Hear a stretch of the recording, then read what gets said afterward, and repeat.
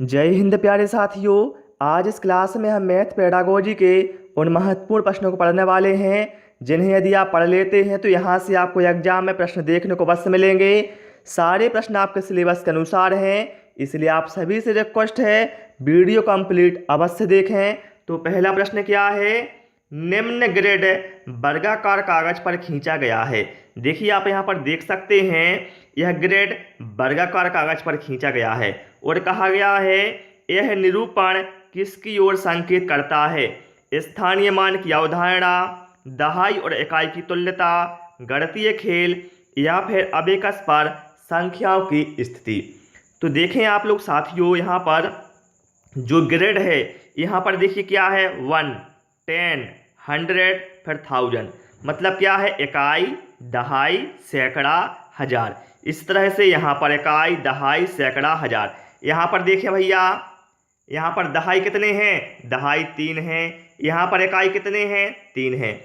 तो हम यहाँ पर कह सकते हैं यहाँ पर स्थानीय मान की अवधारणा को साथियों समझाया जा रहा है। यहाँ पर राइट आंसर हमारा ऑप्शन ए के साथ चला जाएगा।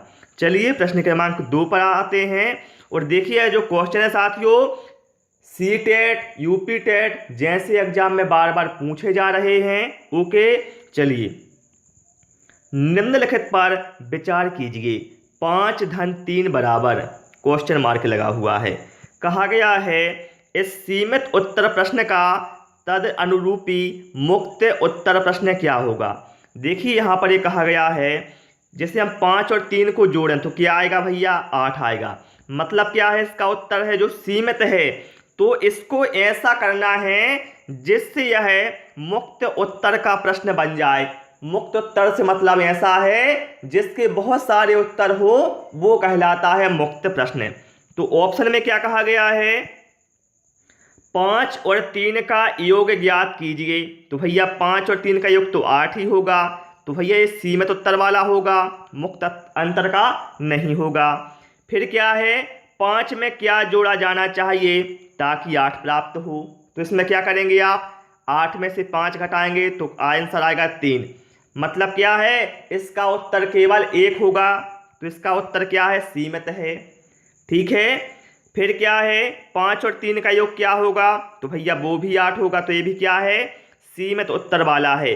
लेकिन ऑप्शन सी में क्या कहा गया है, कोई ऐसी 2 संख्याएं बताओ जिनका योग 8 है। देखिए यहाँ पर क्या है, ऐसी 2 संख्या बताना है जिनका योग 8 है। जैसे हमने 5 और 3 लिया तो क्या है, 8 हो गया। 2 और 6 को लिया तो 8 हो गया। 4 और 4 को लिया तो क्या है, तो भी 8 हो गया। मतलब क्या है, इस प्रश्न के बहुत सारे उत्तर हो सकते हैं तो एक ऐसा है मुक्त उत्तर वाला प्रश्न है। तो यहाँ पर ऑप्शन सी हमारा करेक्ट आंसर हो जाएगा। ओके, चलिए प्रश्न क्रमांक 3 पर आते हैं और आप सभी से रिक्वेस्ट साथियों, यदि आपको क्लास पसंद आती है तो वीडियो को लाइक कर देना, दोस्तों के साथ शेयर भी कर देना, क्योंकि यहाँ पर साथियों बिल्कुल निःशुल्क क्लासें आपकी शिक्षक भर्ती एग्जाम के लिए दी जाती हैं। कक्षा 3 में गुणन की इकाई में अनुमोदित मूल संकल्पना है। देखिए कक्षा 3 में क्या है, गुणन की इकाई में मूल संकल्पना क्या है। तो यहाँ पर जो राइट आंसर साथियों हमारा है वो होगा गुणन के गुणधर्म में क्रम गुण और समूह गुण। ठीक है, ये होगी मूल संकल्पना गुणन की इकाई में कक्षा 3 में। ओके, चलिए साथियों प्रश्न क्रमांक 4 पर आते हैं। अमूर्तता, विशिष्टीकरण एवं व्यापीकरण किस विषय की समझ बढ़ाने के लिए उपयोग किया जाता है। हिंदी, विज्ञान, सामाजिक विज्ञान या फिर गणित। और देख सकते हैं आप यह जो क्वेश्चन है अदर स्टेट के टीईटी एग्जाम में बार बार रिपीट हुए हैं। तो यहाँ पर जो राइट आंसर साथियों हमारा ऑप्शन डी के साथ चला जाएगा। ठीक है, अमूर्तता, विशिष्टीकरण एवं व्यापीकरण गणित विषय की समझ बढ़ाने के लिए उपयोग किया जाता है। प्रश्न क्रमांक 5 पर आते हैं।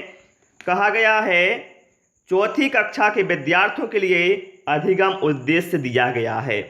क्या दिया गया है, विद्यार्थी दशमलव वाली 2 संख्याओं को जो कि दशमलव के 2 स्थान तक हैं को क्रम में रखने और उनकी तुलना करने की योग्यता रखता है।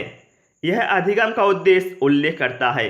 भैया यदि विद्यार्थी क्या है, दशमलव वाली संख्याओं को क्रम में रखने और उनकी तुलना करने की योग्यता रखता है, तो यह उल्लेख करता है किस उद्देश्य का, सुव्यवस्थितता ध्येय का। ठीक है, मतलब क्या है, क्रम में रखना मतलब क्या है, उनको सुव्यवस्थित करना। ठीक है, तो यहाँ पर राइट आंसर हमारा ऑप्शन बी के साथ चला जाएगा। इस तरह के साथियों जो क्वेश्चन हैं आपके एग्जाम में अवश्य आएंगे, इसलिए मैंने पहले ही बोल दिया था आपसे वीडियो कंप्लीट देख लेना। प्रश्न क्रमांक 6, यहाँ कहा गया है राष्ट्रीय पाठ्यचर्या की रूपरेखा मतलब एनसीएफ 2005 के अनुसार प्राथमिक स्तर पर गणित शिक्षण का उद्देश्य निम्नलिखित में से कौन सा नहीं है। बताइए आप लोग, प्राथमिक स्तर का गणित शिक्षण का इनमें से कौन सा उद्देश्य नहीं है। आप लोग सारे क्वेश्चनों के आंसर ईमानदारी से भैया कमेंट करते जाएं, ताकि आपको पता चले आपकी तैयारी कैसी है ना। तो देखिए, गणित को बच्चे की जिंदगी के अनुभवों का भाग बनाना, भैया ये तो उद्देश्य है। समस्या समाधान और समस्या प्रस्तुत करने के कौशल को प्रोत्साहित करना, बिल्कुल सही है। तर्कसंगत विचारों को प्रोत्साहित करना, ये सही है। लेकिन गणित में उच्चतर और अमूर्त पढ़ाई की तैयारी कराना भैया ये प्राथमिक स्तर पर उद्देश्य नहीं होता है, तो यही अपना राइट आंसर अब हो जाएगा। ठीक है, चलिए प्रश्न क्रमांक 7 पर आते हैं। अमूर्त गणित के अधिगम का प्रथम चरण प्रारंभ होता है प्राथमिक स्तर पर, माध्यमिक स्तर पर, उच्च माध्यमिक स्तर पर या फिर उपरोक्त में से कोई नहीं। तो ध्यान रखना साथियों, अमूर्त गणित के अधिगम का प्रथम चरण प्रारंभ हो जाता है प्राथमिक स्तर पर। ऑप्शन ए यहाँ पर राइट आंसर हो जाएगा, क्योंकि प्राथमिक स्तर पर बच्चों में कल्पना करने की, सोचने की क्षमता का जो विकास है वो धीरे धीरे होता है। ओके, चलिए प्रश्न क्रमांक 8 पर आते हैं। आकांक्षा गणित की एक अच्छी अध्यापका बनना चाहती है। गणित की अच्छी अध्यापका के लिए आवश्यक है कि उसके पास, बताएं आप लोग, गणित की अच्छी अध्यापका बनने के लिए उसके पास कौन कौन से गुण होना आवश्यक है या कौन कौन से कौशल होना आवश्यक है। तो भैया यहाँ पर राइट आंसर क्या है, उसके पास गणितीय विषय वस्तु को वास्तविक जीवन से जोड़ने के लिए अवधारणात्मक ज्ञान होना चाहिए, समझ और योग्यता भी होनी चाहिए। तो यहाँ पर राइट आंसर क्या है हमारा, ऑप्शन बी के साथ चला जाएगा। प्रश्न क्रमांक 9 पर आते हैं। एक शिक्षक गणित के संप्रत्ययों को सिखाते हुए खोजपरक उपागम को उपयोग करता है, विद्यार्थियों की व्यवहारिक क्षमता का उपयोग करता है और उन्हें चर्चा में शामिल करता है। वह इस युक्ति का प्रयोग किसके लिए करता है। देखिए भैया, गणित का शिक्षक है जो संप्रत्ययों को सिखाने के लिए खोजपरक उपागम का उपयोग करता है।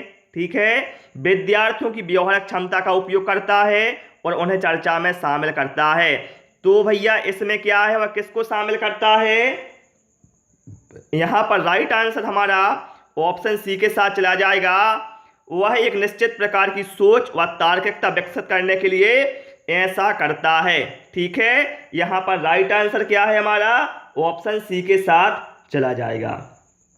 ठीक है, क्योंकि गणित में जब व्यवहारिक उपागम का प्रयोग किया जाता है तो इस प्रयोग से एक निश्चित प्रकार की सोच व तार्किकता विकसित होती है। प्रश्न क्रमांक 10 पर आते हैं। नीचे दिए गए चित्र में कुल कितने आयत हैं। उपरोक्त प्रश्न जांच कर रहा है विद्यार्थी के ज्ञान की, शिक्षार्थी के समझ या बोधगम्यता की, शिक्षार्थी के सृजनता की या फिर शिक्षार्थी के याद करने की शक्ति की। देखिए यहाँ चित्र में कहा गया है कि बताएं आप लोग इसमें कितने आयत हैं, है ना। तो ये प्रश्न जांच कर रहा है शिक्षार्थी या छात्र के समझ की या फिर बोधगम्यता की। ऑप्शन बी यहाँ पर हमारा करेक्ट आंसर हो जाएगा। चलिए साथियों, प्रश्न क्रमांक 11 पर आते हैं। 1/3 के समतुल्य भिन्न लिखिए। कक्षा 4 के शिक्षार्थियों से पूछा गया यह सवाल खालिस्तान की ओर संकेत करता है। भैया कक्षा 4 के विद्यार्थियों से कहा गया कि आप 1/3 के समतुल्य भिन्न लिखिए, है ना। तो बताना है ये जो सवाल है ये किसकी ओर संकेत करता है। तो भैया ये संकेत करता है निम्न स्तरीय मांग कार्य, क्योंकि इसमें केवल प्रक्रमणकारी कौशल की आवश्यकता होती है। ओके, तो यहाँ पर राइट आंसर क्या है हमारा, ऑप्शन बी के साथ चला जाएगा।